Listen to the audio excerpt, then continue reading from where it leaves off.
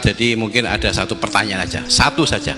Bukan keluhan. Bukan keluhan. Ini mumpung Gus Bak pada Madhohirul Jamal. Iya, Madhohirul Jamal. Sebentar lagi sudah jalan. Sebentar lagi sudah Madhohirul Jalal. Jadi gak kena ditakoni. Monggo setunggal mawon. Mikir. Ya Pak. Niki ambil. Nggih. Ampun dawa-dawa terus ya Gus. Ya agak-agak. Assalamualaikum warahmatullahi wabarakatuh. Saya Fadil, alumni Unisma yang kuliahnya paling lama. Masih di jalanan. Gus, pertama saya muhibin jenengan ngikuti 3 tahun terakhir kayaknya.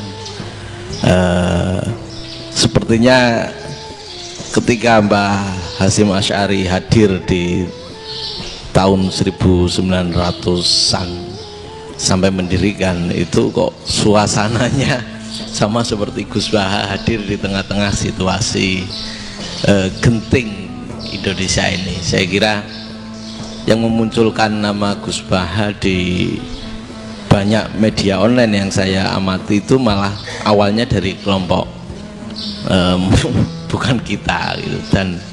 Dan itu kami melihat bahwa apakah nanti 1926 dan 2026 satu abad NU, saya kok termasuk orang yang punya semacam harapan gitu, Gus Baha bisa, ya mungkin kalau beliau Mbah Hasyim Rois Akbar, sekarang Rois Am, nanti ada istilah barulah tengah-tengah antara Rois Am dan Rois Akbar. Karena setiap satu abad harus ada mujadid, dan kami berharap kamu aja tak angkat. itu yang pertama, artinya mohon maaf Gus. Yang kedua soal saya termasuk orang yang cukup iskal dengan peristiwa Nabi, kalau banyak disebutkan itu kisah Nabi Khidir yang dari 3 cerita itu hanya satu cerita yang saya masih agak bingung soal di situ anak kecil itu pakai kalimat, kalau di Al-Quran itu pakai kota lah, jadi pakai anak kecil itu dibunuh seperti itu. Jadi ada istilah yang apakah memang saat itu ada syariat yang membolehkan, atau memang ada sesuatu yang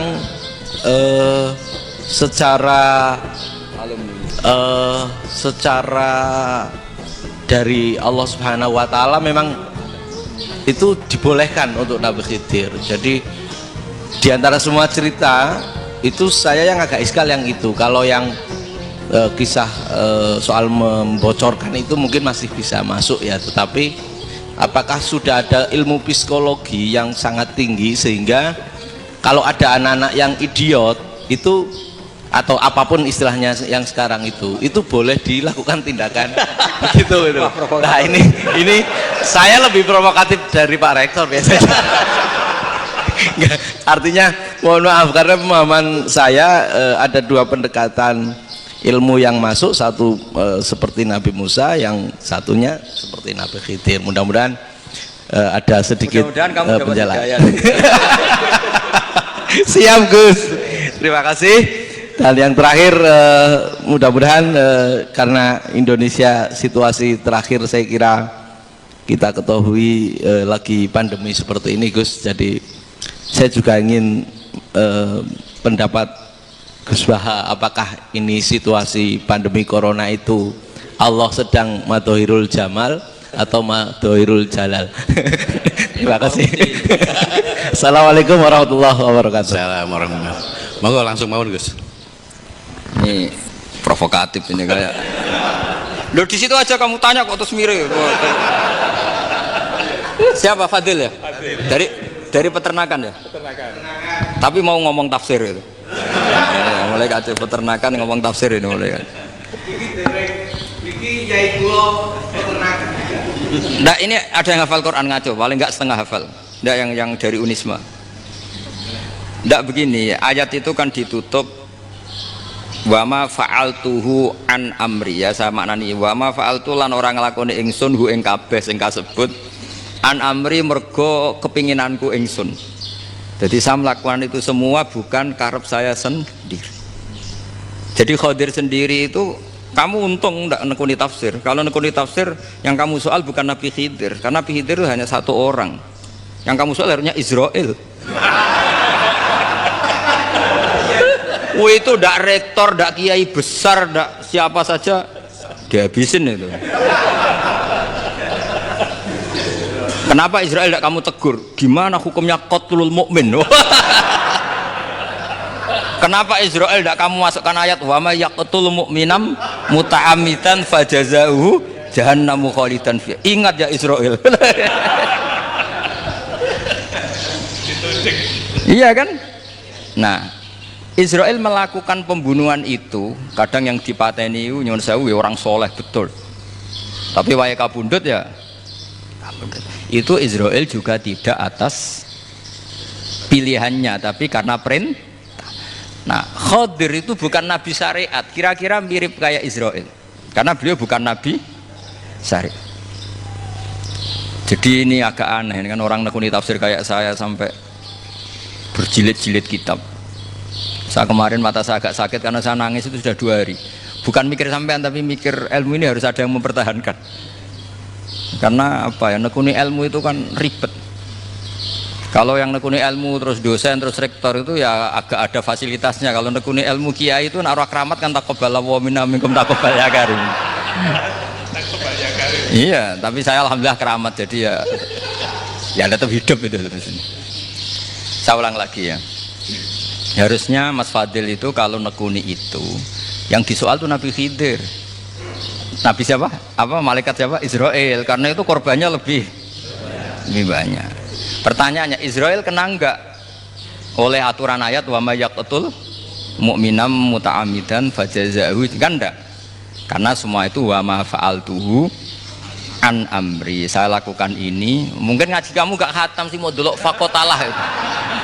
Itu Nabi Khidir pasti tersinggung, enggak baca belakangnya itu. Ya karena jurusan peternakan itu. Atau salah gurunya yang ngajar. Ya. Daripada nyalakan satu orang mendingan 2 ya. Jadi kalau ngaji itu khatam, sehingga ngerti ayat itu kan ditutup wa ma fa'altuhu an amri. Nah, menurut Ibnu Hajar al-Asqalani yang nyarai Bukhari, dan ketika itu cerita tafsir ayat itu, wa hadza dalilun ala anna Musa afdhalu minal Khadir. Justru ayat-ayat itu menunjukkan Musa itu lebih utama ketimbang Nabi Khidir, karena Nabi Khidir monoton melakukan apa saja yang diperintahkan Allah, sementara Musa tetap dengan gugatan syariatnya. Beliau gak terima ada orang main membunuh. Aqtal tanafsan zakiyatan bi ghairi nafs laqad ji'ta syai'an nukra. Nah, sur'atu Musa ila nahyil munkar itu menunjukkan beliau Nabi ulil azmi. Jadi Nabi Musa langsung sikap, wah ini tidak benar kamu, padahal sudah ada perjanjian, kamu tidak boleh bantah. Tapi Nabi Musa lebih ngeboti syariat, lebih memihak syariat, nahi mungkar itu wajib. Justru itu menunjukkan derajatnya Nabi Musa fauqal Khadir. Makanya Nabi Musa tetap gugat, nggak bisa dong, ini nafsan zakiyatan kok kamu bunuh. Maka itu jadi ilmu. Nabi Khidir pada akhirnya nyuwun sewu ya tidak bisa jawab. Makanya beliau menutup wa ma fa'altuhu an amri. Sebenarnya saya sendiri itu ya tidak punya alasan. Jadi kalau Israel kamu tanya, ini gimana ini? Wong melarat mulai cilik, meh sugih mbok pateni. Mbok yo baro ben sempat sugih itu. Ini kuliah paling lama, urung sempat urip penak. Nah itu kan mbok yo mateni wong kira-kira lah nek wis sempat mapan sempat. Lho andai kan Israel pakai aturan syariat kan mateni orang kan ya dikira-kira lah. Jadi itu tidak ada hubungannya tadi dengan ilmu yang kamu katakan urusan psikologi, anak itu tetap semuanya haram dibunuh, nggak boleh. Ya jadi tetap, makanya ini pentingnya ngaji khatam itu tadi. Jadi pada akhirnya Nabi Khidir itu ada punya alasan, hanya ngendikan wa ma fa'altuhu an amri. Pada akhirnya yang paling pokok yaitu semua ini saya lakukan, saya sendiri itu tidak tahu karena perintah. Jadi untung kamu nggak nyual Nabi Israel. Kalau nyual diincem ribet kan. Ini orang tadi pas seminar Gus Bak ngeritik saya. Wah. Jadi itu pinter kamu. Yang kamu soal Nabi Khidir, jadi enggak itu. Ya, kalau nyoal Israil resiko tinggi, resiko tinggi. Tapi yang jelas gitu ya, makanya tradisi pesantren seperti ini harus terus, karena yang punya tradisi khatam. Saya tuh kalau ngaji kitab tidak khatam tuh tersiksa karena tadi.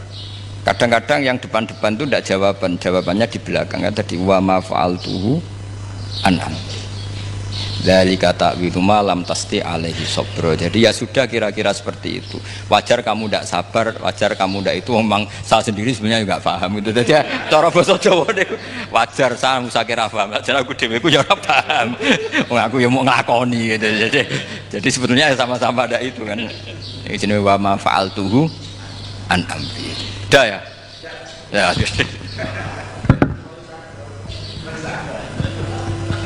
Sudah ya. Nggak perlu dijawab katanya beliau. Baik Bapak Ibu semuanya yang saya hormati, dan saya tidak harus menyimpulkan, karena kalau menyimpulkan malah itu mendukuri ulama kan gitu.